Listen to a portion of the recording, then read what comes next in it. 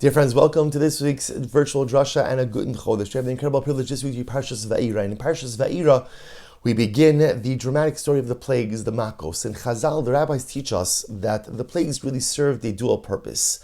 Number one was to punish the Egyptians. And in fact, again, the plagues were not random. Each particular Makkah punished the Egyptian for some particular barbaric infraction. But the Makos were also there to teach Klal Yisrael important life lessons as well. From every makkah, from every plague, there's a positive life-affirming lesson that we are to glean as well. So I want to draw your attention specifically to the second of the 10 makkahs, Tzvardeya, frogs. Torah tells us Vatal had Tzvardeya, the frog came up on the banks of the Nile, and Rashi HaKadosh explains that it was one big frog, and the Egyptians kept hitting it, and every time they hit the frog, smaller frogs kept peeling off. And the question is, so what's the message? What are we to learn from the makkah of frogs? So the Medrash understands, the Medrash actually links frogs and blood, dam and tzradeya together. And the point of both of those makkos was really to assert spiritual superiority over the Egyptians, because you see, the Egyptians worshipped the Nile as a deity. And therefore, again, the makkos of dam and tzradeya, blood and frogs, which showed HaKadosh Baruch Hu's superiority over the Nile, didn't just assert a physical superiority, but a spiritual, a theological superiority as well. The challenge is, HaKadosh Baruch Hu really accomplished that with dam, with blood. Why the need to kind of drive the point home with Tzvardeya as well? And perhaps the makkah of Tzvardeya, in addition to helping to assert this theological or spiritual superiority over the Egyptians, positioned Klal Yisrael to learn another lesson as well. There's a beautiful akdama, a beautiful introduction to Perek Shira. And in Perek Shira quotes the Medrash that says that when David HaMelech finished composing Sefer Tehillim, he was Zacha Daito Alav. He was very proud of his accomplishment. And he said, Ribono Shel Olam, Yesh Bria Shebarasa Ba'olamcha, She'omeres Shiros Esishbachos Yosher Yemenim. Tell me, is there a creation in this world who knows how to sing to you like I sing to you? Is there any other creation in the world who has composed such beautiful kapitlach of Tehillim, such beautiful songs, shiros v'shishbachos like me? That was very proud of his accomplishment. Ba'osasha, listen to the Medrash says, in that moment, nizdam nolot tzvardeya achos. In that moment, what happened? A frog came in front of David HaMelech. Va'amra lo, David, al tazuach daitcho alech. David, don't get so carried away with yourself. Shkoyach. On Sefer Tehillim, but don't get carried away with yourself. Why not? Sha'ani omeres shiros v'sishbachos yoser mimeka. The frog says to David, I got to tell you, you did a great job on those 150 kapitlach, but I see a lot more than that. I've composed a lot more than that, see a lot more than that. So shkoyach on the composition of Sefer Tehillim, but don't get so carried away with yourself. And the frog goes on to list its beautiful melodic accomplishments. But then at the end of the Akdam, or the end of the Medrash, the frog says something amazing. It says, furthermore, v'lo od, ela shani osekes b'mitzvah gidola. Furthermore, the frog says, David, in addition to the beautiful compositions of shiros v'shishbachos that I sing to HaKadosh Baruch Hu, I also perform a dramatic mitzvah. A dramatic mitzvah. What's the dramatic mitzvah? He says, listen to this. Yesh bisvas hayam min echad she'en parnasasu ki'im min amayim. There is a particular creature that dwells on the banks of the river, doesn't identify the creature, that ultimately, again, derives its nourishment from the water. Yes, from fish, from other creatures that live in the water. Sometimes it has difficulty catching fish. Ubishashu roiv, at the time when this creature is hungry, notleni va'ochleni. The frog says, I allow the creature to consume me, to eat me, and ultimately, again, to be sustained. Zohi mitzvah. This is the great mitzvah that I perform. Fascinating medrash. Now, again, understanding the context of Perek Shira, the point of this introduction is Perek Shira is all about how all the different forms of nature not cry out, but give praise to HaKadosh Baruch Hu. So the frog is just saying, David, you did such a great job with Sefer Tehillim. I just want to tell you, I do more than that. But I want to focus on this last part. The frog says, in addition to all the beautiful shiros, v'sishbachos that I sing, I perform a mitzvah gidola, a great mitzvah. What's the great mitzvah? When this creature gets hungry and it can't find sustenance from the water, I allow this creature to consume me and to be sustained. And I think what the Medrash is teaching us, what the introduction is teaching us, what the frog is teaching us is something amazing. See, dear friends, sometimes we think that the greatest accomplishments we have in life are the things that we accomplish for ourselves. How much Torah have I learned? How much tzedakah have I given? How much chesed have I done? And those are all incredible.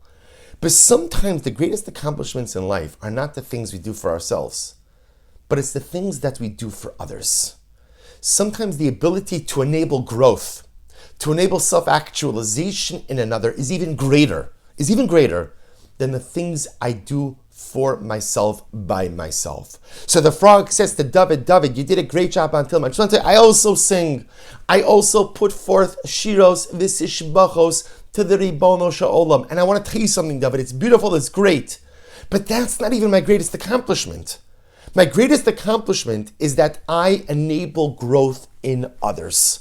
My greatest accomplishment is what I am able to do for others. Parenthetically, by the way, the frog in the ecosystem, the frog happens to be the middle of the fruit chain, right? The frog ultimately, again, plays a vital role in consuming insects. But then again, the frog is also an incredibly important food source for birds, for snakes, and for other animals.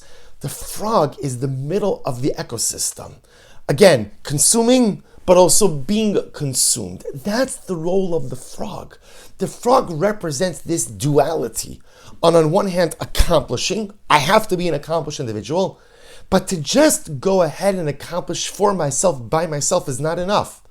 The shaila is, what growth are you enabling in others? What are you doing in others? So the frog confronts David HaMelech after David's completion, seminal completion of Sefer Tehillim, and says, David, shkoyach. First of all, I sing more than you, but not only that, David, life is not about the songs you sing just by yourself and for yourself, which are beautiful. But life is also about what are you doing for the other? What are you accomplishing for the other? What growth are you enabling in the other? And the frog says, at the end of the day, on my frog matzeva, they're not going to put my shiros v'sishbachos. But instead on my frog matzeva, what they're going to put is Pol Nikbar, here is buried something that allowed itself to be consumed by something else. Something that enabled growth in something else. Something that ultimately, again, gave to something else. Because often in life, the greatest accomplishments we have are not the things we do for ourselves, by ourselves. But rather, the greatest accomplishments we have are the things we do for others, enabling growth in others. That's what the frog teaches us. It's interesting. Svarim bring down this interesting idea that we know in last week's parasha, we're introduced to Shifra and Pua, the midwives. And Rashi tells us that it's Shifra and Pua were Miriam and Yocheved. So if they're Miriam and Yocheved, then why are called Shifra and Pua? So Rashi points out that they're descriptive names, right? Shifra, ultimately, again, that when Yocheved birthed the baby, she cleaned up the baby, made it look beautiful, like Shapir, right? And Pua, Miriam, because she would coo with the baby. And so the Svarim says, I don't understand, it's very nice, but why are we introduced to these women with these names? Introduce them to us as Miriam and Yocheved, and later on you could tell us Shifra and Pua. In other words, the first time we're introduced to them ultimately is with the midwife names. Why not introduce us to them ultimately, again, with their real names, Miriam and Yocheved? And the Svarim explains so beautifully because Torah is teaching us that your greatest accomplishment in life is not what you do for yourself. Your greatest accomplishment in life is that which you do for the other. Shifra and Pua were the names that represented what Miriam and Yocheved did for other people. That's why the Torah Kadosh introduces them to us with those names.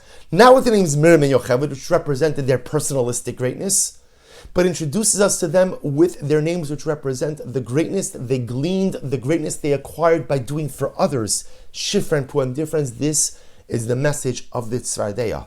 So as HaKadosh Baruch Hu is pummeling Egypt with frogs, showing the Egyptians the spiritual and theological superiority that HaKadosh Baruch Hu had over the Nile, he's teaching us to become selfless people. He's teaching us that our greatest accomplishment in life are not the things we do for ourselves. And again, I don't mean material things, I mean even spiritual things.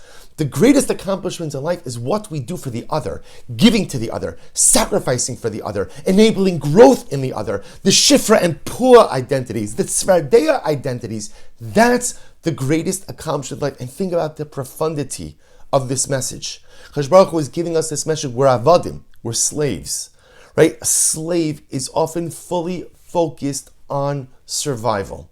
Survival, right? A slave is just focused on what could I do to ensure that I am going to make it through the day. The frog very rarely has any type of, or the slave, has any type of battlefield. Viktor Frankl, in his book Man's Search for Meaning, says something amazing. He speaks about when he knew, the moment that he knew that they were truly free from Auschwitz. He speaks about the idea that the Nazis, and the guards had already left, and they were a group of survivors sitting around the fire, and they were warming themselves by the fire, and someone had a piece of bread, and he took a piece of bread and he shared it with others. And Frankl writes, he says, at that moment I knew we were free. He says, because in the lager, in the camp, the rule was eat your bread and eat your friend's bread if you can as well. Survive. He said at that moment we were sat around the fire and we shared something, and suddenly it wasn't just about every man for himself but looking out for the other. That's the moment I knew we were free. We were still slaves in Egypt. A slave is focused on survival. And in the moment of slavery, HaKadosh Baruch Hu says, I just want you to understand, I'm getting you ready for freedom. Not just physically, but emotionally, cognitively, spiritually. What does it mean to be free? What it means to be free is the ability to not look out just for your own accomplishment, for your own advancement, but to look out for the other as well. Sometimes the greatest accomplishments in life are the frog accomplishments. The things we do not for ourselves, but the things we are able to do to help others, to do for others, and to enable growth in others. Those become our greatest accomplishments. Dear friends, it is a new month, Chodesh Shvat, a month where the world begins to regenerate, the earth begins to regenerate. It's not just Hashkedia Parachat, but everything begins to come back to life.